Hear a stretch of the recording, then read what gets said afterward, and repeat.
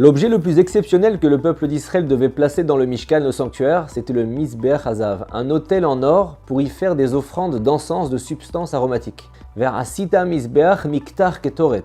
Tu feras un autel pour la combustion de l'encens. Il était face au Saint des Saints sur lequel les Kohanim devaient brûler la Ktoret, l'encens, chaque jour. C'était un mélange d'épices qui diffusait un doux parfum dans tout le sanctuaire. Quelle est la raison de ce commandement divin de diffuser la bonne odeur ? Le Rambam répond qu'une bonne odeur apporte une élévation. Lorsqu'on entrait dans la maison de Dieu, on ressentait une admiration du lieu saint. Dieu souhaitait que les molécules de l'encens circulent jusqu'à vos narines pour vous faire ressentir à quel point c'est bon d'être dans sa maison. Quand on rentre dans un magasin de fleurs par exemple, notre odorat est directement stimulé. On apprécie inconsciemment ce lieu. On est content d'y aller. J'ai un ami qui vend des diffuseurs de parfums dans les magasins, c'est un business qui marche. Quand vos clients se sentent bien en entrant chez vous, ils passent beaucoup plus vite à la caisse. D'ailleurs, le Talmud raconte que lorsque Ezra Sofer est arrivé en Israël, il a décrété que les marchands ambulants de cosmétiques pour femmes ont le droit de vendre leurs produits dans une ville où d'autres marchands locaux sont déjà en place sans craindre un problème de concurrence illégale, ce qui est une exception à la loi juive. Tout simplement parce que la vie de couple n'est pas toujours facile après le mariage. La femme a certes une valeur inestimable, mais lorsque l'homme ne le remarque pas, sa femme l'encourage un peu, elle met un peu de parfum, elle s'arrange, et lorsque l'homme sent une bonne odeur, il revient à la raison et se rappelle l'importance de son épouse. Ezra avait compris ce principe issu de la Kétoret. On est affecté par les bonnes odeurs. On doit toujours se remémorer ce qui est important dans ce monde. Pareil dans le sanctuaire. Ce mélange d'encens produisait un sentiment d'admiration particulier pour le culte divin. On comprend de là qu'il n'y a pas que l'intellect à utiliser pour comprendre que le service divin est ce qu'il y a de plus agréable. Et donc notre mission est d'offrir une Ktoret, une bonne image, une bonne odeur, mais pas que dans le sanctuaire, à tout ce qui touche à la Torah. Le monde de la rue aujourd'hui essaye de donner une bonne odeur aux lieux de perversion, aux choses vaines, aux salles de cinéma, aux combats de boxe et de MMA, aux relations interdites, à la violence. Le rôle d'un juif à travers la mitzvah de Kétoret, c'est diffuser une bonne odeur de notre Torah, de ceux qui la pratiquent, de ceux qui l'étudient. Le mauvais penchant travaille dur pour rabaisser la Torah et la sainteté. Combien n'ont plus honte de dire que les juifs orthodoxes vivent sur le compte des autres ou que leur pratique est exagérée. Bref, il faut toujours se rappeler que ces gens-là parlent en mal de l'élite du peuple juif, alors que chacune de leurs maisons à eux est un mikdash me'at, un petit temple rempli de sainteté. La mitzvah de Kétoret nous enseigne à diffuser une bonne odeur de tout ce qui appartient à Dieu. Tout ce qui lui est cher doit être beau à nos yeux. Voir un jeune étudiant en yeshiva qui ne se mêle pas aux filles, qui ne connaît rien des films et des séries stupides, on est fier de lui en le voyant. Quand vous le voyez, vous vous imaginez un arôme de fleurs de jasmin, disait Rav Avigdor Miller. Ces étudiants en Torah ne cherchent ni argent ni pouvoir. Ils se consacrent à l'étude de la connaissance divine toute la journée. Ils cherchent à parfaire leur caractère. Ce sont eux qui dégagent la meilleure odeur. Leurs femmes sont des idéalistes. Elles sont prêtes à épouser un kollelman, un homme qui ne veut que se consacrer à Dieu et à son peuple. C'est vraiment ce qu'elles veulent. Je me rappelle, il n'y a pas longtemps, une femme mariée à un rave que je connais m'a dit que si son mari s'arrêtait d'étudier la Torah, elle divorcerait sur le champ. Et s'était mariée avec lui sur cette base. Ces gens sont prêts à habiter en sous-sol sans beaucoup de lumière, dans un tout petit appartement, même s'ils ont beaucoup d'enfants, mais ils sont heureux tant que leur foyer est une maison de Torah. C'est une fierté pour le peuple juif. Rav Avigdor Miller disait « On doit prendre au sérieux dans notre vie la mitzvah de la Ktoret, rehausser l'honneur de la Torah aux yeux du monde. » Rabbeinu Yona enseigne que le socle d'un individu dans ce monde, s'il désire servir Dieu, c'est faire connaître de toutes les manières possibles que la beauté d'une personne se résume uniquement à son service de Dieu, sa crainte de Dieu, son amour de la Torah. Notre rôle, c'est de le faire prendre conscience à tout le monde. En clair, il faut diffuser la Torah et ses valeurs. Au lieu de diffuser l'obscénité et la nullité, notre rôle est de faire de la propagande cachère. Propager des idéaux de vérité.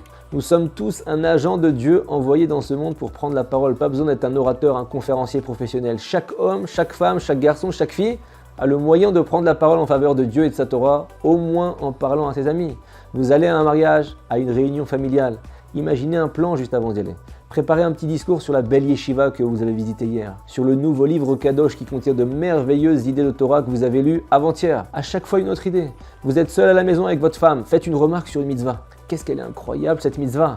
Vous allez à la synagogue, vous revenez, dites « Mais quel honneur de parler à Dieu, quel mérite !» Rav Miller a raconté qu'un jour, lorsqu'il avait 9 ans, il a entendu un homme qui disait « Waouh, je viens de réussir une si belle prière du soir. » Et il n'a jamais oublié ce moment. Il a appris que la prière pouvait être un grand plaisir. Personnellement, lorsqu'une petite brèche dans l'éducation de mes enfants s'est faite ressentir, j'ai dit à ma femme que je pensais qu'on ne louait pas assez à voix haute dans notre maison les gens qui étudient la Torah et la Torah elle-même, les avrechim, les rabbanim.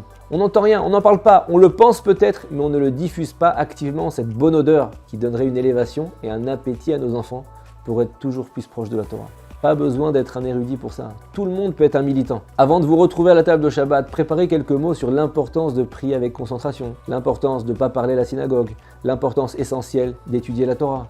Chaque jour, ne serait-ce que quelques minutes, parler, je sais pas, de la gloire de la tzni ou de la décence chez nos femmes vertueuses qui vont à contre-courant de ce monde en décadence où l'obscénité est de plus en plus présente et même, je dirais plus, tolérée, encouragée. Une telle maison est un petit temple où brûle l'encens chaque jour devant le Saint des Saints. Une personne qui se comporte ainsi, nous dit Rabbeinu Yona, elle obtiendra une récompense si grande qu'elle montera jusqu'au ciel. C'est Rabbeinu Yona depuis 800 ans qui vous le garantit. Et parmi toutes les bonnes odeurs qu'on doit diffuser, l'une des plus importantes, c'est ce dont parle le prophète Ishayahu. Imru tzadik kitov. Élevez le tzadik, car c'est ça qui est bon. Il faut élever le juste, l'homme vertueux de notre peuple au plus haut niveau, car c'est ça qui est appelé véritablement bon. Quand vous voyez un Rosh Yeshiva, dites quel gaon. Quand vous voyez une photo du Rav Ovadia Yosef, dites mais quel géant. Quand vous voyez une photo du Admour de Ongvar, dites quel tzadik. N'attendez pas qu'il meure pour les couvrir d'éloges. Lorsque le roi Salomon a dit « Zecher tzadik livracha », la mémoire du juste est une bénédiction, c'est pas uniquement après sa mort. Quand vous entendez parler d'un homme vertueux, faites des compliments sur lui de son vivant. Et les compliments pour ce genre de personnes ne manquent pas. Rabbeinu Yona dit, je répète, c'est un grand mérite qui va jusqu'au ciel quand on prend la défense des bonnes causes dans ce monde. Hachem nous rehausse en même temps. Voilà pourquoi toutes sortes de chassidim se réunissent autour d'une table et parlent de leur rabbi, qui a fait ceci, qui a enseigné cela. Chez les enfants orthodoxes, dans leur landau, quand ils sont bébés, on trouve déjà la photo de tzadikim. On les trouve sur les murs de leur chambre, sur le fond d'écran de leur téléphone, dans les histoires que leur papa raconte le Shabbat. Leur vie se construit sur la beauté du peuple d'Israël et toutes les valeurs que ces tzadikim portent. De quoi voulez-vous qu'ils parlent? Des valeurs de Gérard Depardieu, de Jean-Luc Delarue, de Bill Clinton? En conclusion, Maïmonide enseigne que l'encens était offert chaque jour dans le temple pour nous remémorer que dans ce monde, le service divin est ce qui a le parfum le plus agréable, à tel point que toute personne qui préparait l'encens à l'extérieur du temple devait être mis à l'écart du peuple. Pourquoi? Parce que Dieu voulait que cette odeur soit ressentie uniquement en relation avec la présence divine, la Torah, la Gdusha, la sainteté. Car seuls les idéaux et les personnes liées à Dieu doivent être attirants et beaux dans notre cœur et dans notre esprit. On a tous une carrière tracée, celle de rehausser Dieu, la Torah et le service divin, la Avodat Hashem dans notre cœur, pour leur accorder un rôle toujours plus central dans ce monde et dans notre vie.